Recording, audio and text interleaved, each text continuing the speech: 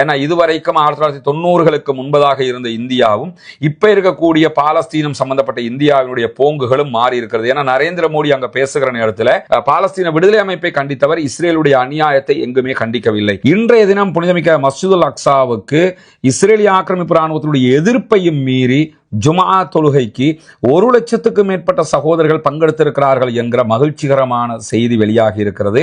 ஈராக்ல இருக்கக்கூடிய கதாயிபு ஹிஸ்புல்லா அமைப்பு ஒரு நீண்ட நெடிய யுத்தத்திற்கு தங்களுடைய படைகளை தயாரித்துக் கொண்டிருப்பதாக தயார் செய்து கொண்டிருக்கிற செய்திகளை வெளியிட்டிருக்கிறார்கள்.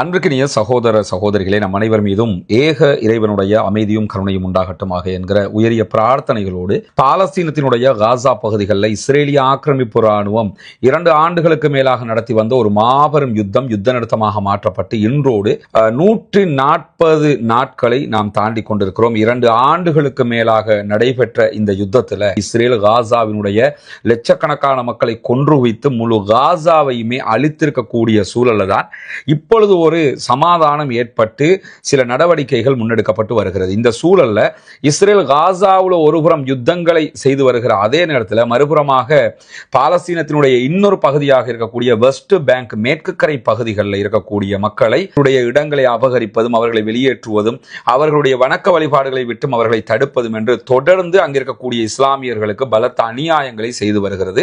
அதனுடைய தொடராகத்தான் புனிதமிக்க ரமதானுடைய மாதம் ஆரம்பமானதோட யாரும் பாலஸ்தீனத்தில் இருக்கக்கூடிய ஜெருசலத்தில் இருக்கக்கூடிய புனிதமிக்க மஸ்ஜிதுல் அக்ஸாவுக்கு தொழுகைக்கு வரக்கூடாது என்று அறிவித்தல் விடுத்திருந்த இஸ்ரேலிய ஆக்கிரமிப்பு ராணுவம் வெறும் 10,000 பேருக்கு மாத்திரமே அனுமதி கொடுத்திருந்தது. அதுவும் முன்கூட்டியே பதிவு செய்த 10,000 பேருக்கு தான் மஸ்ஜிதுல் அக்ஸாவுக்கு சென்று தொழுகை நடத்துவதற்கான அனுமதிகளை கொடுத்திருந்தார்கள். அவர்கள் கூட ஆண்களாக இருந்தால் 50க்கு மேற்பட்டவர்களாக இருக்க வேண்டும், பெண்களாக இருந்தால் 55 வயதுக்கு மேற்பட்டவர்களாக இருக்க வேண்டும் என்கிற நிபந்தனைகளோடு தான் 10,000 பேருக்கு அவங்க அனுமதி கொடுத்திருந்த நிலையில இப்படியான சூழ்நிலையில தான் இன்றைய தினம் புனிதமிக்க மஸ்ஜிதுல் அக்ஸாவுக்கு இஸ்ரேலிய ஆக்கிரமிப்பு ராணுவத்தினுடைய எதிர்ப்பையும் மீறி ஜுமா தொழுகைக்கு 1 லட்சத்துக்கும் மேற்பட்ட சகோதரர்கள் பங்கெடுத்திருக்கிறார்கள் என்கிற மகிழ்ச்சிகரமான செய்தி வெளியாகி இருக்கிறது. இந்த அத்தனை பேருமே நேற்றைய தினம் அசர் தொழுகை முதலாக மஸ்ஜிதுல் அக்ஸாவுக்குள் நுழைய ஆரம்பித்திருக்கிறார்கள்.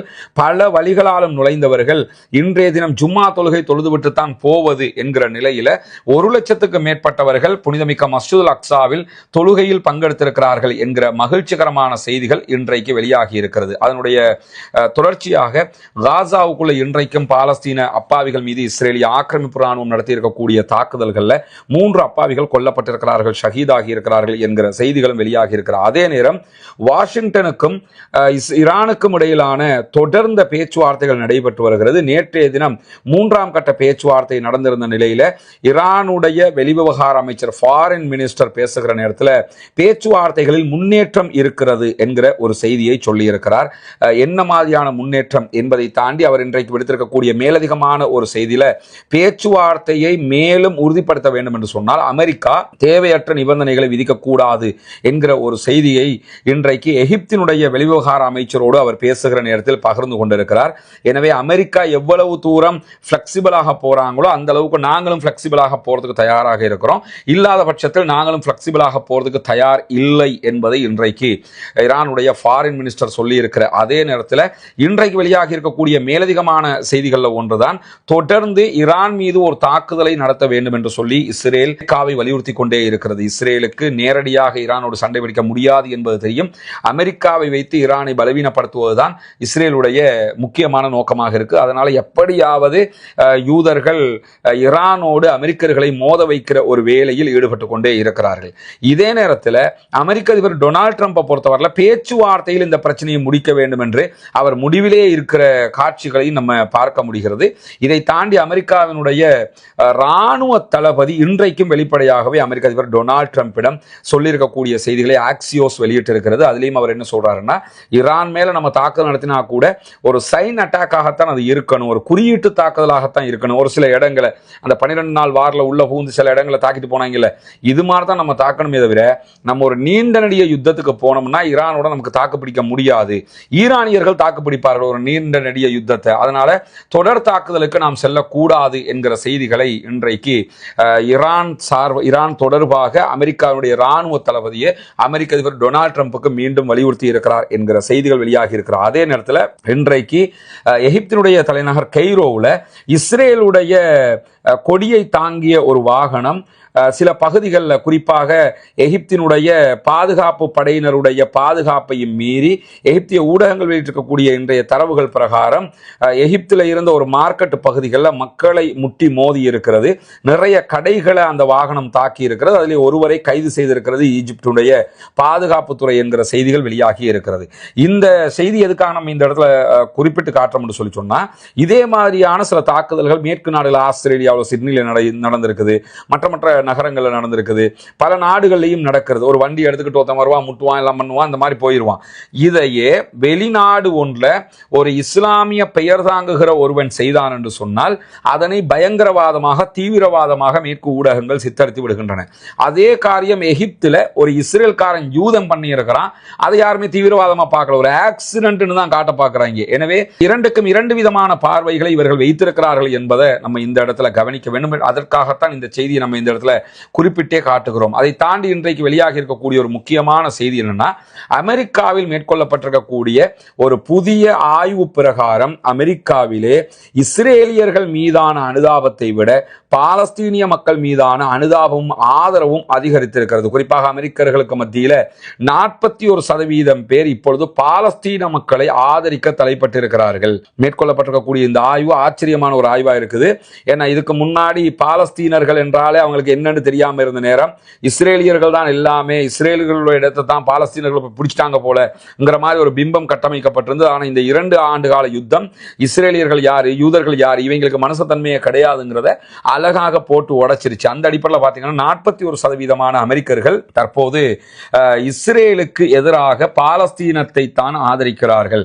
அதே நேரத்தில் வெறும் 36% பேர் மாத்திரமே இஸ்ரேல் மீது ஆதரவு வைத்திருக்கிறார்கள் என்கிற செய்திகள் வெளியாக. ஒரு 3 ஆண்டுகளுக்கு முன்பு இந்த யுத்தம் நடக்கிறதுக்கு முன்னாடி பார்த்தீங்கன்னா இஸ்ரேல் 54% பேர் ஆதரிச்சிருந்தாங்க, பாலஸ்தீனத்தை வெறும் 31% பேர் தான் ஆதரிச்சிருந்தாங்க. அது இப்பொழுது மாறி பாலஸ்தீனத்தை 41% பேரும் இஸ்ரேலை 36% பேரும் ஆதரிக்கிறார்கள் என்கிற ஒரு நிலை உருவாகி இருக்கிறது. எனவே பாலஸ்தீனம் மீதான தாக்குதலில் பாலஸ்தீன மக்கள் பல பேர் கொல்லப்பட்டிருக்கிறார்கள் என்கிற ஒரு கவலைக்குரிய செய்தி இருந்தாலும், பாலஸ்தீன மக்களுக்குரியது, இஸ்ரேலியர்கள் தான் ஆக்கிரமிப்பாளர்கள், அநியாயக்காரர்கள், யூதர்கள் என்றால் கொலைகாரர்கள் என்கிற அளவுக்கான செய்திகள் தற்போது அமெரிக்கா வரைக்கும் போய் சேர்ந்திருக்கிறது என்கிற செய்திகளும் வெளியாகி இருக்கிறது. இதை தாண்டி இன்றைய நாள் இந்த ஈரான் அமெரிக்காவுக்கு இடையிலான பதட்டங்கள் உச்சம் தொட்டு கொண்டு வரக்கூடிய சூழல்ல ஈராக்ல இருக்கக்கூடிய கதாயிபு ஹிஸ்புல்லா அமைப்பு ஒரு நீண்ட நெடிய யுத்தத்திற்கு தங்களுடைய படைகளை தயார் செய்து கொண்டிருக்கிற செய்திகளை வெளியிட்டிருக்கிறார்கள். குறிப்பாக அதிகரித்து வரக்கூடிய பதட்டங்கள், ஈரானுக்கும் அமெரிக்காவுக்கும் இடையிலான இராணுவ அச்சுறுத்தல்கள், அதே போன்று ஈராக்ல இருக்கக்கூடிய கதாயிபு ஹிஸ்புல்லா படைப்பிரிவுகள் தங்களுடைய பலத்தை மீண்டும் ஒரு முறை காட்ட வேண்டும் என்கிற ஒரு தேவை, இப்படியான ஒரு நேரத்தில் ஒரு நீண்ட நெடிய யுத்தத்திற்கு ஈராக்ல இருக்கக்கூடிய படைப்பிரிவுகள் தயாராகி விட்டன என்கிற செய்திகளை அவர்கள் இன்றைக்கு வெளியிட்டிருக்கிறார்கள். எனவே ஈராக்கினுடைய படைப்பிரிவுகள் இன்னொரு யுத்தத்திற்கு தயாராக இருக்கின்றன என்பதுதான் இந்த இடத்துல. ஈராக்கிட படைப்பிரிவுகள் தயாராகிவிட்டது, ஹவுதிஸ் தயாராகிட்டாங்க, ஹிஸ்புல்லாக்கள் தயாராக இருக்கிறார்கள். இதை தாண்டி ஈரான் ஒரு யுத்தத்திற்கு தயாராக இருக்கிறது எனும்போது ஒரு யுத்தம் ஏற்படாத சமாதான நிலை வந்தால் மாத்திரம்தான் இதிலிருந்து மீட்சி பெற முடியும் என்பதை நாம் உணர்கிற அதே நேரத்தில் நமக்கெல்லாம் தெரியும், 2 நாட்களுக்கு முன்பதாக இந்திய பிரதமர் நரேந்திர மோடி முக்கியமான பயணமாக இஸ்ரேலுக்கு போயிருந்தார். இஸ்ரேலுக்கு பயணப்பட்ட முதலாவது இந்திய பிரதமரும் நரேந்திர மோடி தான். 2017 போனாரு. 2வது தடவை போனவரும் அவராகத்தான் இருக்கிறாரு. இஸ்ரேலுக்கும் இந்தியாவுக்கும் இடையிலான கொள்கை மாற்றங்கள் ஒட்டுமொத்தமாக மாறிவிட்டன என்பது மோடியினுடைய இந்த பயணத்திலிருந்து நம்ம மொத்தமாக தெரிந்து கொள்ளுகிற ஒரு செய்தியாக மாறி இருக்கிறது. ஏன்னா இதுவரைக்கும் 1990களுக்கு முன்பதாக இருந்த இந்தியாவும் இப்ப இருக்கக்கூடிய பாலஸ்தீனம் சம்பந்தப்பட்ட இந்தியாவினுடைய போங்குகளும் மாறி இருக்கிறது. ஏன்னா நரேந்திர மோடி அங்க பேசுகிற நேரத்தில் இஸ்ரேலுடைய பாராளுமன்றத்தில் பேசினாரு. பேசும்போது முழுவதுமாக பாலஸ்தீன விடுதலை அமைப்பு அக்டோபர் 7 செய்த தாக்குதல்களை கண்டித்தாரே தவிர அதற்கு பிறகு இஸ்ரேல் லட்சக்கணக்கான மக்களை காசாவிலே கொன்று குவித்திருக்கிறது. அதே போன்று லட்சக்கணக்கான மக்கள் அகதிகளாக மாற்றப்பட்டிருக்கிறார்கள். பாலஸ்தீன மக்களுக்கு இடங்கள் இல்லாத நிலை ஏற்பட்டிருக்கிறது. உயிர்களை இழந்திருக்கிறார்கள். மொத்தமாக தங்களுடைய வாழ்க்கைகளை இழந்திருக்கிறார்கள். இது எதையுமே நரேந்திர மோடி சுட்டிக்காட்டாம செக்யூரிட்டி கவுன்சில் ஒரு முடிவெடுத்திருக்கிறோம். பாலஸ்தீனம் சம்பந்தமாக அமெரிக்கா ஒரு பீஸ் கவுன்சில் அமைச்சிருக்கிறாங்க. அந்த அடிப்படையில் பாலஸ்தீனத்திற்கு தீர்வு வர வேண்டும் என்கிற ஒரு தடவல் போக்கு பேச்சை மாத்திரம்தான் அவர் அங்கு பேசினார். தவிர முழுமையான பாலஸ்தீனம் தொடர்பான எந்த விதமான பேச்சுக்களையும் அவர் பேசாத அதே நேரத்தில் பாலஸ்தீன விடுதலை அமைப்பை கண்டித்தவர் இஸ்ரேலுடைய அநியாயத்தை எங்குமே கண்டிக்கவில்லை. இது இந்தியாவினுடைய முழுமையான போங்கினுடைய மாற்றமாக பார்க்கப்படுகிறது. இந்தியாவினுடைய கடந்த கால பிரதமர்கள் குறிப்பாக நேரு காலத்தில் இருந்து பாலஸ்தீனம் தனிநாடாக அங்கீகாரம் பெற வேண்டும், இஸ்ரேலை நாங்கள் ஏற்றுக்கிற முடியாது, இஸ்ரேலுடைய அநியாயங்களை ஏற்றுக்கிற முடியாது என்று பேசி வந்த நிலையில தற்போது இந்தியாவினுடைய முழு செயல்பாட்டையுமே மாற்றி அமைத்திருக்கிறது பிரதமர் நரேந்திர மோடியினுடைய இந்த செயல்பாடுகள். இந்தியா முழுவதுமாக இஸ்ரேலை ஆதரிக்கக்கூடிய ஒரு நிலைக்கு தள்ளப்பட்டிருக்கிறார்கள். அதன் அடிப்படையில் பார்த்தீங்கன்னா கடைசியா அவங்க போட்ட பட்ஜெட்ல ஈரான்ல அவங்க கட்டி வருகிற போர்ட், ஈரான்ல இந்தியாவினுடைய அதானி குழுமம் செய்து வரக்கூடிய ஒரு துறைமுகம் இருக்கிற அந்த துறைமுகத்துக்கு தேவையான பட்ஜெட் பணத்தை அவங்க ஒதுக்கல. அதற்கு முந்தைய பட்ஜெட்ல 600 கோடி ஒதுக்கி இருந்தாங்க. இந்த பட்ஜெட்ல 0 ஆக்கி இருக்கிறாங்க. அப்படின்னு சொன்னா ஈரான்ல அவங்க போர்ட் கட்டுறதை தவிர்க்கிறாங்க. ஈரானுடனான உறவுகள்ல இருந்து தூரமாகிற அதே நேரம் இஸ்ரேலோட அவங்க நெருங்குறாங்க என்பதை வெளிப்படையாகவே நரேந்திர மோடி தன்னுடைய பயணத்தினூடாக காட்டியிருக்கிறார். இந்த மாதிரியான ஒரு இந்தியாவை இந்திய மக்களே விரும்பவில்லை. இந்தியாவினுடைய வரலாறு நடிகளும் பாலஸ்தீனத்திற்கு ஆதரவான பயணம் இருந்திருக்கக்கூடிய நேரத்தில் இந்திய பிரதமர் நரேந்திர மோடி தற்போது அந்த வழியையே மாற்றி அமைத்திருக்கிறார் என்கிற ஒரு கவலையான சூழலும் உருவாகி இருக்கிறது. பொறுத்திருந்து பார்ப்போம் என்னவெல்லாம் நடக்கிறது என்பதை. ஒரு வெளியூர்ல நம்ம இருக்கிற காரணத்தினால இன்றைய வீடியோ இந்த வடிவத்தில் தரப்படுகிறது. பொறுத்துக்கொள்ளுங்கள் சகோதரர்களே. தொடர்ந்து இணைந்திருங்கள். ரஸ்மின் மைசி நியூஸ் மற்றும் ரஸ்மின் டாக்ஸ் ஆகிய 2 சேனல்களையும் இஸ்லாமிய பிரச்சாரங்கள் உள்ளிட்ட எல்லாவற்றையும் உங்களோடு நாங்கள் பகிர்ந்து கொண்டிருக்கிறோம். புனிதமிக்க ரமலானுடைய மாதத்திலே பாலஸ்தீன அப்பாவிகளுக்காக பிரார்த்தனை செய்கிற அதே நேரம் பாலஸ்தீன மக்களுக்காக தொடர்ந்து ஜனநாயக ரீதியாக குரல் போமாக